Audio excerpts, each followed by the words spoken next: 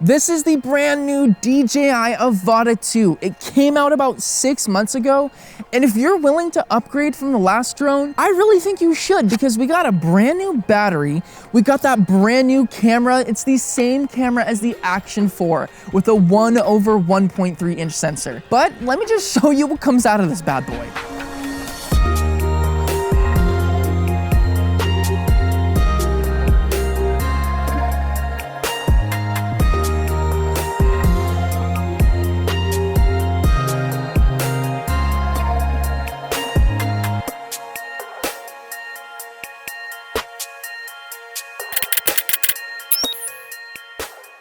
Let's first talk about the elephant in the room, which is that camera. Just like you saw, it was incredible. We get D-Log M, we get sharpness control, and we get noise reduction control. Plus, with the noise reduction and the sharpness reduction, it really makes it look like it's not filmed on an action camera. Because if you can notice, it's, action cameras and smaller sensors have just a lot more sharper footage. You can really see that on iPhone footage. You can also see that from the original DJI FPV footage. I had to tone down the sharpness in post, but now you can actually just do it in camera, and it just makes it look so much more true to life. I talk about all this stuff in my first flight, so how about let's actually take a break and let's go to my first flight experience, and let me show you how to actually get into manual mode.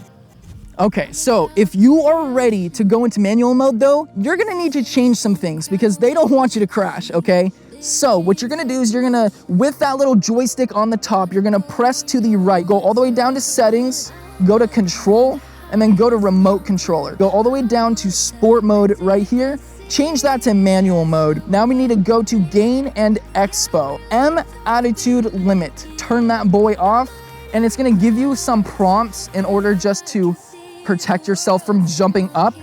And boom, there you go. You are now in manual mode. Oh, dude, it is way clearer than my FPV drone before. Because you guys know, I had the original DJI FPV. The video quality coming from it wasn't that professional. But this right here, with the Action 4 camera, you can majorly tell a difference. And with these Integra goggles, it's incredible on what you can see. I can literally orbit this tree and see literally every single leaf with ultimate clarity. It's insane.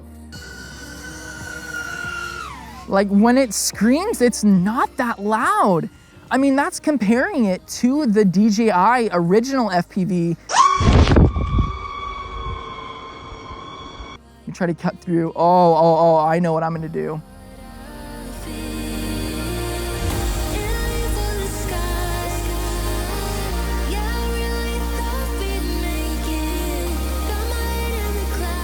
Go. See, with this new drone, I can do so many gaps, dude. Oh my God, that motion blur is unreal. I know I'm all talking about motion blur like it's crazy or something, but that's absurd. Like, you guys don't. And you know what's cool about this is I can literally just grab it like this, boom, and just turn it off like that. But with that really cool cinematic quality comes a little bit of a drawback, which is if you want that buttery smooth, really cinematic, good looking footage, you're gonna wanna shoot in 30 FPS, okay? But what that means is you're actually seeing 30 FPS in the goggles, which is 30 Hertz. And if you understand video games, you can understand going from a console to computer. There's a little bit of a delay, it's a little bit more choppier, but you'll soon get used to it just like I have. And once you get used to it, if you're not doing a whole bunch of flippy floppies, it's really cinematic, buttery smooth. Now, stabilization is a big one because you don't want your footage to be looking all shaky if you're using it for professional use, or if you're just uploading it to YouTube, it's kind of disorienting. With that, this ROCKSTEADY 3.0 is immaculate. And if you don't believe me, let me show you.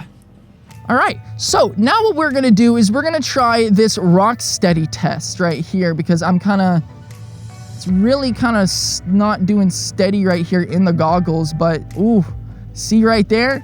Oh yeah, that ROCKSTEADY stabilization is gonna cut out literally everything.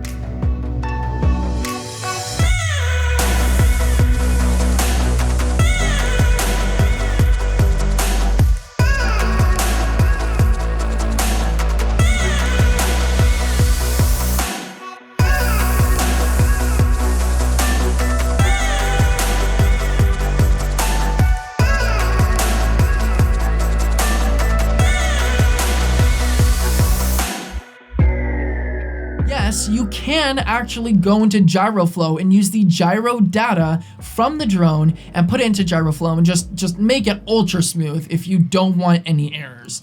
But this ROCKSTEADY 3.0 works surprisingly well. So it's just nice being able to have a reliable stabilization that's just embedded into the footage, so I don't have to deal with another step of going into GyroFlow and, you know, blah, blah, blah. A+ in that one too, man. DJI, you're doing a good job on this one. And a quick honorable message goes out to the 48GB internal storage. So let's say you forget your micro SD card, you're fine. You can still record footage onto this, that's what I've been doing. I have not put an SD card into this thing. It's just worked perfectly. Oh, I'm gonna love this thing. Comes into my next point, which is you can now use the goggles Integra along with the Avata 2.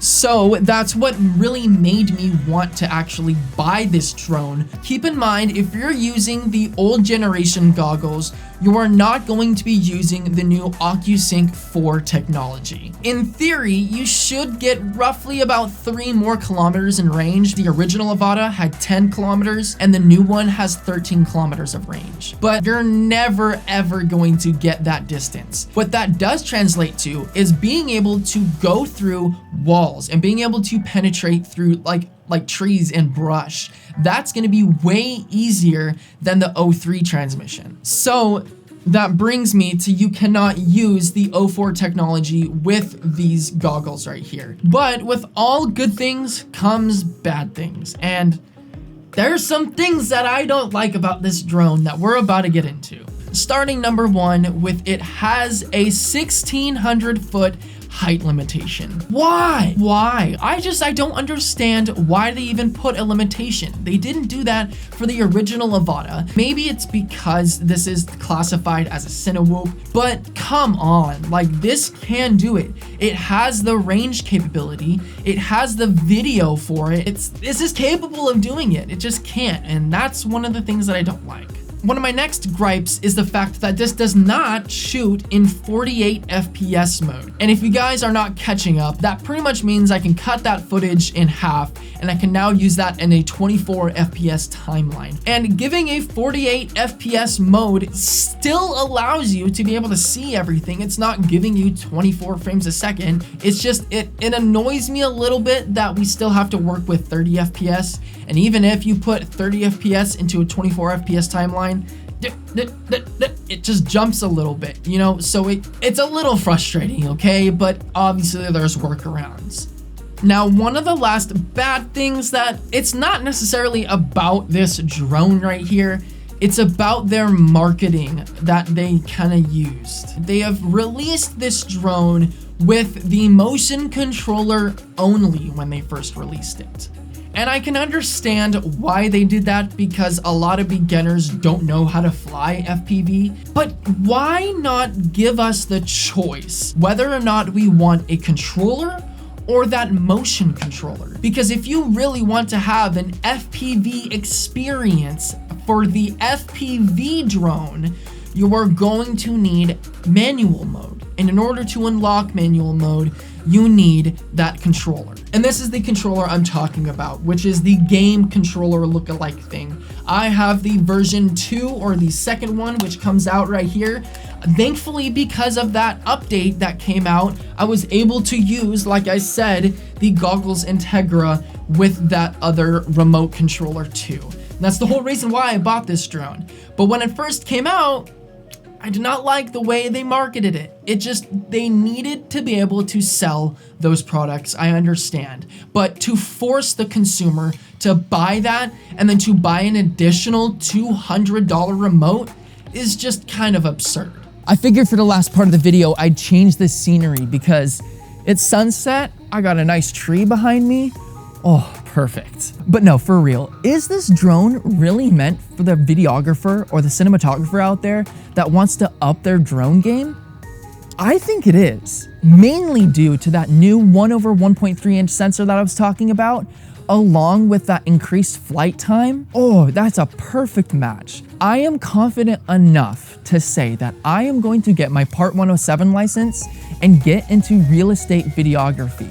Because For the whole time I've been flying drones, I've just been doing it recreationally. Yes, I've been making videos, but I haven't been making money. So now I am confident enough to say, I'm gonna train for it and I'm gonna start making money with this drone. And keep in mind, that includes not having an action camera on top. That's just the icing on the cake to where I don't have to buy another camera. I'm not sponsored, I bought this with my own money, and I am really, really surprised on how good this is. But with that said, I think that concludes today's video. And if I've missed anything, please comment down below because I'm pretty sure I have. And yes, I am gonna be doing an in-depth review in the next couple of months. I just need a little bit of a time because I'm in the middle of moving. I got a whole bunch of other stuff taken care of. So I will get that out for you guys. But with that said, thank you guys so much for watching. If you liked it, comment, like, and subscribe. I'll talk to you guys in tomorrow's video. Let me run over there and see you guys.